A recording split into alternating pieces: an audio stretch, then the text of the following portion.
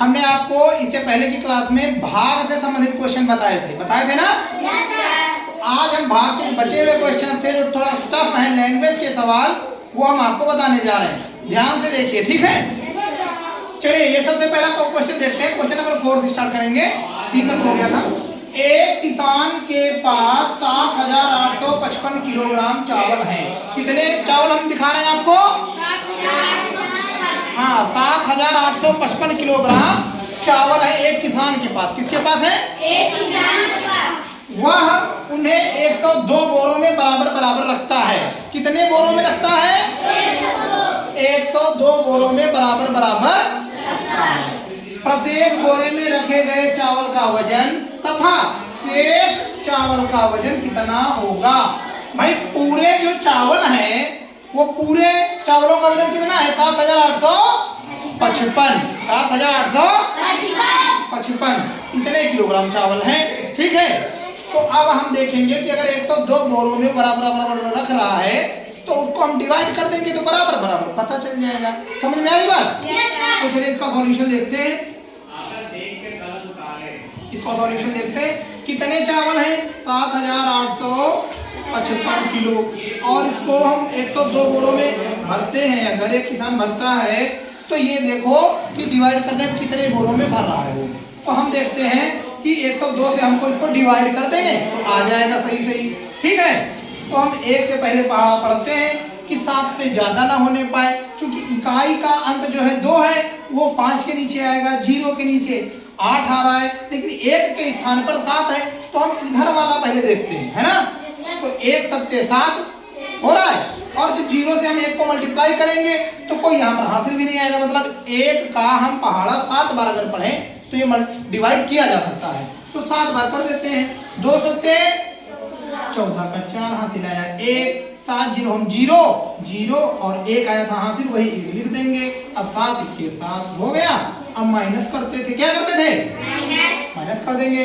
5 में से 4 जाएगा 1, फिर 8 में से 1 गया 7, और 7 में से 7 गया तो कुछ नहीं, तो क्रॉस कर लेंगे।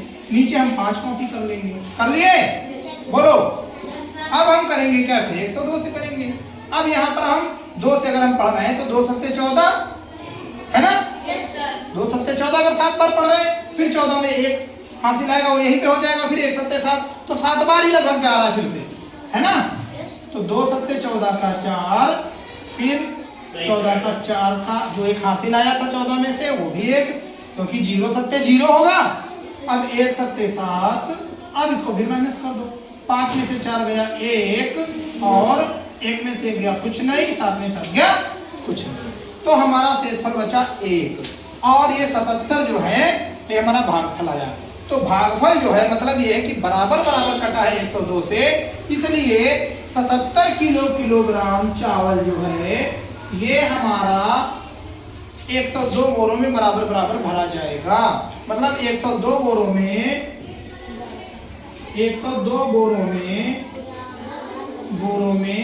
77 किलोग्राम, कितना? 77 किलोग्राम चावल बराबर भरा जाएगा। तो ये हो गया। और जो बचा है शेष फल, वो कितने किलोग्राम चावल बचा है? 1 किलोग्राम। तो शेष फल, जो शेष चावल है वो हमारे पास बचा है 1 किलो। कितना बचा है? 1 किलो। यही हमारा उत्तर हो गया। ठीक है ना? हमारे पास 102 बोरों बराबर जो चावल भरा जा रहा, हर बोरे में 77 किलो भरा जा रहा, और जो शेष चावल हमारे पास इतना भरने के बाद में जो बचेगा वो 1 किलो बचेगा। कितना बचेगा? 1 किलो। तो ये सवाल समझ में आ गया अच्छे से? चलिए दूसरा बताएं फिर।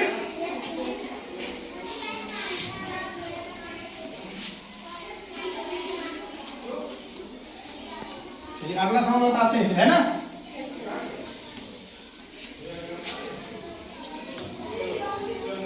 समझ में आया नहीं आया? ये बताओ भाई।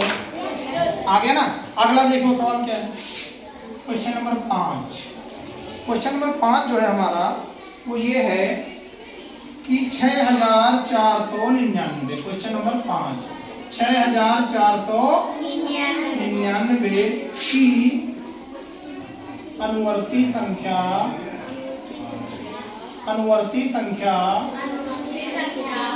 अनुवर्ती संख्या अभी बताएंगे आपको क्या होता है।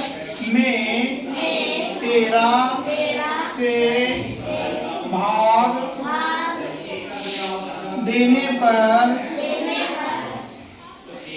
पर भागफल कितना होगा। भागफल कितना होगा। ये कुछ लोग बोल नहीं रहे, क्लास में नहीं है क्या ये? क्यों? इस पे सब बताना पड़ेगा कि आपको रिप्लाई भी देना है। चलिए, तो 6499 की अनुवर्ती संख्या हम जो कहते हैं वो आप देख लीजिए अनुवर्ती किसे कहते हैं। अभी हम सबसे पहले आपको बताएंगे अनुवर्ती संख्या किसे कहते हैं। क्या बताएंगे? अनुवर्ती संख्या किसे कहते हैं। और एक होता है परवर्ती संख्या। क्या होता है? परवर्ती संख्या किसे कहते हैं ये भी देखो। तो अनुवर्ती का मतलब होता है अगर एक अंक आगे बढ़ा दिया जाए तो वो हो जाती है उसकी अनुवर्ती संख्या। जैसे हमने कहा 5 की अनुवर्ती संख्या क्या होगी, तो 5 में 1 जोड़ दीजिए, हो गया 6। तो 5 की अनुवर्ती संख्या हो गई 6। क्या हो गया? 6। और परवर्ती संख्या अगर हमने कहा 5 की परवर्ती संख्या बताइए, तो वो पहले वाली संख्या को पूर्ववर्ती चाहे कह लो चाहे परवर्ती कह लो, ठीक है। तो इसको हम इंग्लिश में अनुवर्ती को कहते हैं सक्सेसर। क्या कहते हैं? सक्सेसर। और इसको परवर्ती कहते हैं प्रीडिसेसर। क्या कहते हैं? प्रीडिसेसर। ठीक है। तो सक्सेसर जो है, जैसे हमने कहा कि 5 + 1 कर दो तो हो गई इसकी 5 की जो अनुवर्ती संख्या होगी वो 6 होगी। ऐसे ही अगर 13 की हम कहें अनुवर्ती संख्या क्या होगी, 13 में 1 जोड़ दो 14 होगी। उसी तरीके से अगर हम परवर्ती की बात करें तो अगर हम 5 में से 1 कम कर दें तो हो जाएगा 4। मतलब 5 की अगर परवर्ती संख्या कहें तो वो हम कहेंगे 4 को। किसको? 4। अगर हम 13 को कहेंगे 13 की परवर्ती संख्या बताओ या पूर्ववर्ती संख्या बताओ, प्रीडिसेसर बताओ, तो वो होगा 12। 13 का पूर्ववर्ती क्या होगा? 12। बात समझ में आ रही? yes, मतलब अनुवर्ती में 1 जोड़ देना है, परवर्ती में 1 घटा देना है। समझ गए सब? yes, तो ये बात समझ में आ रही सबको? yes, अब यहाँ पे जो क्वेश्चन में कह रहा है वो है आपका कि देखो क्वेश्चन कह रहा है आपका कि 6499 की आपको अनुवर्ती संख्या है ना, अनुवर्ती संख्या में 13 से भाग देना है। तो 6499 इसकी अनुवर्ती संख्या होगी 1 प्लस कर दो उसमें। क्या करना है? 1 प्लस कर दो इसमें। कितना हो जाएगा देखो भाई, कितना हो जाएगा। 9 में 1 जोड़ा तो 10 हुआ। 10 का 0 हासिल आया 1, हासिल ऊपर जोड़ देंगे दूसरे वाले अंक में। 9 में 10 जोड़ा फिर 1 0 हुआ, हासिल आया 1, फिर 4 है, हासिल 1 आया। 4 में 1 जोड़ोगे कितना हो जाएगा? 5, फिर 6 का 6। ये हो गई इसकी अनुवर्ती संख्या। हो गई नहीं हो गई? तो अनुवर्ती संख्या हम अगर इसकी बात करें कि इसकी अनुवर्ती संख्या, तो इसकी अनुवर्ती लिख लेंगे आगे। अनुवर्ती संख्या बराबर 6500। 65 तो आ गई, अनुवर्ती संख्या आ गई ना। कह रहा है कि उसकी अनुवर्ती संख्या में 13 से भाग देने पर भागफल कितना होगा। तो भाई 6500 को आप क्या करो, 13 से भाग दे दो। ठीक है ना, यही तो पूछ रहा है कि 13 से भाग देने पर क्या होगा। तो 13 × 5 = 65। 13 का पढ़ा आता है सबको? 13 × 5 = 65। फिर ये देखो कट गया। अब 2 0 बचे, दोनों 0 यहाँ लगा दो। समझ गए कि नहीं समझ गए? 2 0 बच गए ना। तो अब अंक कोई है नहीं तो बराबर कट गया, तो ये दोनों 0 यहाँ चले जाएंगे। तो इसका भागफल कितना हो गया? 500। तो भागफल कितना हो गया? 500। यही इसका उत्तर हो गया, 500। हो गया ना आंसर ये? बोलो, सबको समझ में आया ये? थोड़ा सा सवाल जो है आप ध्यान से देखो, ताकि दोबारा ये सवाल जब हम पूछे आपसे तो आपको आ जाने चाहिए। और इसके अलावा ऐसे अगर दूसरे बच्चों आप जो है अगला हम क्वेश्चन नंबर 6 आपको बताने जा रहे हैं। कौन सा? 6 क्वेश्चन है। 8 अंकों की सबसे बड़ी और सबसे छोटी संख्या के अंतर में 3 अंकों की सबसे बड़ी संख्या से भाग देकर भागफल और शेषफल बताओ। तो 8 अंकों की सबसे बड़ी, हम क्वेश्चन नहीं लिख रहे, हम सीधे आंसर पर जा रहे हैं। ठीक है, उसको सॉल्यूशन कर रहे हैं। 8 अंकों की सबसे बड़ी और सबसे छोटी संख्या का अंतर कह रहा है। तो हम 8 अंकों की सबसे बड़ी संख्या सबसे पहले निकाल लेते हैं, क्या होती है। 8 अंकों की सबसे बड़ी हाँ 8 अंकों की सबसे बड़ी 8 अंकों की सबसे बड़ी संख्या। हमने इससे पहले आपको बताया था कि 1 अंक की सबसे बड़ी संख्या 9 होती है। तो जब 2 अंकों की सबसे बड़ी संख्या कहेंगे 2 बार 9 लिख दो। ऐसे ही जब 8 अंकों की सबसे बड़ी संख्या कहेंगे तो हम 9 कितनी बार लिखेंगे? 8 बार। 8। 1 2 3 4 5 6 7 8। हमने 9 को 8 बार लिख दिया। ये 8 अंकों की सबसे बड़ी संख्या है। अब हम 8 अंकों की सबसे बड़ी छोटी संख्या कह रहा है कि 8 अंकों की सबसे बड़ी संख्या और छोटी संख्या का अंतर, मतलब 8 अंकों की सबसे छोटी संख्या। कैसी छोटी संख्या? तो 1 लिखेंगे, फिर हम 0 बना देंगे। तो 1 2 3 4 5 6 7। फिर कह रहा उसका अंतर। क्या कह रहा है? अंतर मतलब घटाना पड़ेगा। अंतर का मतलब क्या होता है? तो घटा दो, 9 में से 0 जाएगा 9।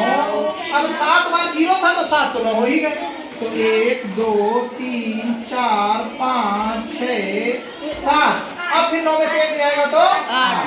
कह रहा उसके अंतर में 3 अंकों की सबसे बड़ी संख्या से भाग देकर भागफल बच्चा बताओ। तो 3 अंकों की सबसे बड़ी संख्या पहले लिख लेते हैं। ये बात कौन कर रहा है? 3 अंकों की सबसे बड़ी संख्या कौन सी होगी भाई? 3 अंकों की सबसे बड़ी संख्या 999। 999। समझ गए इतना? कह रहा इससे भाग देना है इसके अंतर में। तो इसका अंतर ये आया 999 भाग दे देंगे, दे देंगे। तो चलो हम 999 से भाग दे देते हैं। 8 9 9 3 4 5 6 7। 7 बार 9 लिखना है। उससे पहले हम भाग दे लेंगे। अच्छा, इसका भाग देने में टाइम लगेगा तो ये आप भाग जो है घर से लेके आओगे, ठीक। फिर अगला क्वेश्चन, इसका जो भी भागफल आएगा उसे फल आएगा, वो आपका आंसर होगा। ठीक है, समझ गए सब?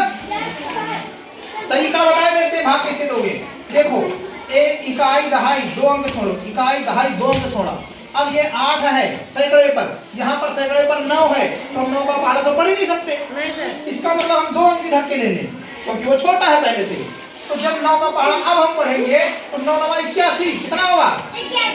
9 9 अब देखते हैं, फिर इससे भी 9 9 81 होगा। तो अब जो वो 81 में 8 हासिल आएगा, 81 में 1 जुड़ जाएगा तो 89 हो जाएगा। मतलब आप इसको 9 बार ले जा सकते हो। चलो देख लेते, ट्राई करते हैं। 9 9 81 का 1, फिर 8 आया, 9 9 81 का 81 और उसमें 8 जोड़ दो, 89 89 का 9 हासिल आया 8। अब 9 9 81 81 और 8 89। देखो 9 में से 1 गया 8, 9 में से 9 गया 7, 9 में से 9 गया 7, 9 में से 9 गया 7। समझ में आया? अब हम क्या करेंगे? क्या उतारेंगे? यहाँ तक तो हो ही गया है ना। अब यहाँ से हम इसको उतार लें। उतारा? अब हम 89 भी कम है तो हम एक और 9 उतारेंगे। जब एक और उतारेंगे तो यहाँ पर पहले 0 लगाएंगे, फिर हम अगला 9 उतारेंगे, तब जाके फिर हम यहाँ 0 लगाएंगे, क्योंकि अब ये 9 बार फिर से जाएगा। ठीक है ना? कर देते हैं फिर वही 8 9 9 1 आएगा। फिर ये क्रॉस कर दो, क्रॉस कर दो, क्रॉस कर दो, ये आ जाएगा 8। अब क्या बचा? फिर ये 9 उतार लो, उतार लिया, ये हो गया थे फल, ये हो गया भागफल, हो गया सॉल्यूशन हमारा। कोई दिक्कत किसी को? चलो हम यहीं पे सॉल्व भी कर दिया, काम खत्म, हमसे नहीं कर। तो इसको रख दिया जाए। सवाल समझ में आया? बात को ना भैया। चलिए, तो ये आपका सवाल हो गया सॉल्व। कोई ठीक है ना? अब हम क्वेश्चन नंबर 7, और ये क्वेश्चन थोड़ा सा टफ है, आपको समझने की जरूरत है। ठीक है? क्वेश्चन है, एक सभागार में 1600 सीट हैं। एक सभागार में सीट कितनी है? 1600। एक सभागार में सीट हैं 1600। कितनी है? 1600 सीट है। फिर कह रहा है कि सभागार में सीट की कुल 65 पंक्तियां हैं। तो इन सीटों की कुल पंक्तियां कितनी है? 65। कुल पंक्तियां हैं 65। भाई 1600 सीटें हैं, एक हॉल है उसमें 1600 सीटें हैं, लेकिन वो सीटों को लाइन से रखा गया है। तो लाइन से जो रखी गई हैं उनकी 65 लाइनें। कितनी है? 65 लाइनें हैं। तो प्रत्येक लाइन में कुछ सीटें होंगी। तो इसमें कह रहा है क्वेश्चन कि 5 पंक्तियों में, कितनी पंक्तियों में? 5 पंक्तियों में 20-20 सीटें हैं। कितनी? 20। तो अगर 20-20 सीटें हैं तो 5 पंक्तियों में 20 सीटें हुई तो कितनी हो गई टोटल? 20 पंजे 40 नहीं, 20 पंजे 5 पंक्तियां हैं। केवल 2 पंक्तियां नहीं है, 5 है पंक्तियां। तो 5 लाइनें हैं, 20-20 की कितने हो गए? 100। कितने हुए? मतलब टोटल हो गए 100 सीटें हो गई। कितनी हो गई? 5 पंक्तियां हैं तो टोटल सीटें कितनी हो जाएंगी? 5 20-20 है पांचों में, तो कुल सीटें निकल आई 100 सीटें। अब बताओ जब 5 में है 100 सीटें तो 5 में है 100 सीटें, तो अब 100 सीटें इसमें से घटा दो क्योंकि 1600 कुल थी। तो 1600 से हम कुल सीटें कितनी थी? 1600। उसमें से अब हम 100 सीटें घटा देते हैं। कितनी बची? 1500। शेष जो सीटें बची वो बची 1500।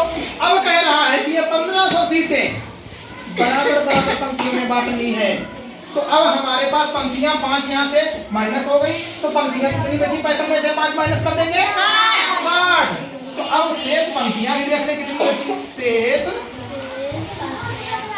पंक्तियां, ये बात कौन कर रहा है? ध्यान से देखो बोर्ड पे। शेष पंक्तियां जो है 65 में से 5 चली गई, बची कितनी? 60। ये बात समझ में आ रही सबको? अब देखो 1500 है सीटें और पंक्तियां हैं 60। बराबर बराबर भाग इनको बांटना है। कैसे करोगे भाई? 60 से भाग दे दो, सीधे बराबर बढ़ जाएगा। नहीं बढ़ जाएगा? कैसे भाग देते हैं? देखो 60 से हम 1500 को भाग देते हैं। तो सबसे पहले क्या करेंगे? 6 का पहाड़ा पढ़, 6 का पहाड़ा पढ़ ले। 6 दूनी 12, 6 3 18। नहीं कटेगा है ना? कर। तो सबसे पहले देखो जब ऐसा कोई हो तो सीधे काट दिया, वो काटने का तरीका हम बताएंगे। भाग देना, भाग की बड़ी विधि हो जाती है और काटने की आसान विधि हो जाती है। जैसे 1500 को भाग देना है 60 से, आप 1500 लिखो और बटे में 60 लिखो। अपॉन में कितना लिखना है? 60। कितना लिखना है? तो सबसे पहले किनारे वाला देखो 0 है, तो 0 है, नीचे ऊपर का कट जाए, ऊपर भी 0 नीचे भी 0, तो 1 0 कट जाएगा। कट जाएगा। अब देखो इनमें से किससे भाग दे जिससे दोनों ऊपर नीचे कर जाए। तो 3 का पहाड़ा पढ़ो। 3 दूनी 3 बचे, ये 0 बचा था, 0 कर लो। फिर क्या बचा? ऊपर 50 नीचे 2, 2 से भाग दे दो 50 को। 2 इक्के 2 और फिर 2 को अगर 50 से भाग देंगे 25, 50 तो 25 है। कितना आया? 25। यही आपका आंसर हो गया। मतलब हर सीट में 25-25 सीटें, हर पंक्ति में कितनी सीटें होंगी? 25। हाँ, तो 60 जो पंक्तियां बची, 60 पंक्तियों में उनमें 25-25 सीटें होंगी। ठीक है? तो ये हो गया आपका उत्तर। बात समझ में आ गई? नहीं आ गई? Yes sir. क्लियर है? चलो ये क्लास यहीं पर कंप्लीट होगी। ठीक, ओके। तो